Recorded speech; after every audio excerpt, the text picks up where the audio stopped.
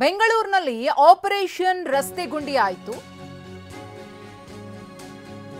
ರಸ್ತೆ ಗುಂಡಿಗಳನ್ನು ಮುಚ್ಚುವಂತಹ ಕೆಲಸವನ್ನ ಮಾಡ್ತಿದ್ದಾರೆ. ಇದೀಗ ಪಾಲಿಕೆಯಿಂದ ಆಪರೇಷನ್ ಒಣಗಿದ ಮರ ಶುರು. ಇದು ಟಿವಿ9 ನಿರಂತರ ಅಭಿಯಾನದ ಬಿಗ್ ಇಂಪ್ಯಾಕ್ಟ್.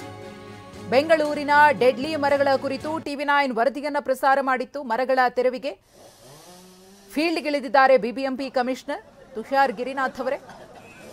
ರೌಂಡ್ಸ್ ಅನ್ನು ಹಾಕಿದ್ದಾರೆ. ಜಯನಗರದಲ್ಲಿ ಒಣಗಿದ ಮರಗಳನ್ನು ಪರಿಶೀಲನೆ ಮಾಡಿದ್ದಾರೆ. ಕೂಡ ಒಣಗಿದ ಮರಗಳನ್ನು ಕತ್ತರಿಸುವಂತೆ ಖಡಕ್ ಸೂಚನೆಯನ್ನು ಕೊಟ್ಟಿದ್ದಾರೆ. ಜಯನಗರದ 2ನೇ ಬ್ಲಾಕ್ನಲ್ಲಿ ಒಣಗಿದ ಮರ ತೆರವು ಕಾರ್ಯ ನಡೆದಿದೆ. ಇದು ಟಿವಿ9 ವರದಿಯ ನಿರಂತರ ಅಭಿಯಾನದ ಬಿಗ್ ಇಂಪ್ಯಾಕ್ಟ್. ಈ ರೀತಿಯಾಗಿ ಅಲ್ಲಲ್ಲಿ ಒಣಗಿದ ಮರಗಳು ಇರೋದ್ರಿಂದ, ಆ ಕೊಂಬೆಗಳು ಒಣಗಿ ಹೋಗಿರೋದ್ರಿಂದ, ಆಯಸ್ಸು ಮುಗ್ದಿರೋದ್ರಿಂದ ಯಾವಾಗ ಏಕಾಏಕಿ ಬೀಳುತ್ತವೆ ಅನ್ನೋದನ್ನ ಹೇಳೋದಕ್ಕಾಗೋದಿಲ್ಲ. ಈ ಒಣಗಿದ ಮರಗಳು ಬಿದ್ದು ಸಾಕಷ್ಟು ಅನಾಹುತ ಕೂಡ ನಡೆದಿತ್ತು. ಅದಕ್ಕೆ ಬ್ರೇಕ್ ಹಾಕುವಂತಹ ಕೆಲಸ. ಜಯನಗರ ಶಾಪಿಂಗ್ ಕಾಂಪ್ಲೆಕ್ಸ್ಗೆ ನಾವು 2023ಯಲ್ಲಿ 3 ಸಲ, ಆಮೇಲೆ 24ನಲ್ಲಿ 2 ಸಲ ತೆರವುಗೊಳಿಸ್ತೇವೆ. ಆಮೇಲೆ ವಾಪಸ್ ಇಲ್ಲಿ ಬಂದು ಸ್ಟ್ರೀಟ್ ವೆಂಡಿಂಗ್ ಮಾಡ್ತಾರೆ. ಈಗ ಏನಾಗಿದೆ, ಸ್ಟ್ರೀಟ್ ವೆಂಡಿಂಗ್ ಆ್ಯಕ್ಟ್ನಲ್ಲಿ ಕೆಲವು ಆರ್ಡರ್ ಇದೆ.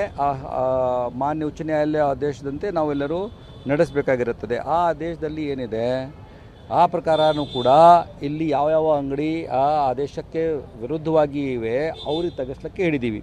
ಈಗ ಇದು BDA ಕಾಂಪ್ಲೆಕ್ಸ್ ಮುಂದೆ ಬರ್ತಕ್ಕಂಥ ಜಾಗ BBMP ಕಾಂಪ್ಲೆಕ್ಸ್. ಈಗ BBMP ಕಾಂಪ್ಲೆಕ್ಸು ಅಲ್ಲಿ ಇರ್ತಕ್ಕಂಥ ಜಾಗ ಸ್ಟ್ರೀಟ್ ಇಲ್ಲ. ಅದು ನಮ್ಮ ಜಾಗದಲ್ಲಿ ಒಂದು ಮಾರ್ಕೆಟ್ ಮಾಡ್ತೀವಿ, ಅದರಲ್ಲಿ ಅಲ್ಲಿ ಎಲ್ಲರೂ ಕೂತ್ಕೊಳ್ಬೇಕು ಅಂತ ಯಾವುದೂ ಕಾನೂನಲ್ಲಿ ಇಲ್ಲ. ಇದಕ್ಕಾಗಿ ಇಮಿಡಿಯೇಟ್ಲಿ ತೆಗಿಲಿಕ್ಕೆ ಹೇಳಿದ್ದೀನಿ.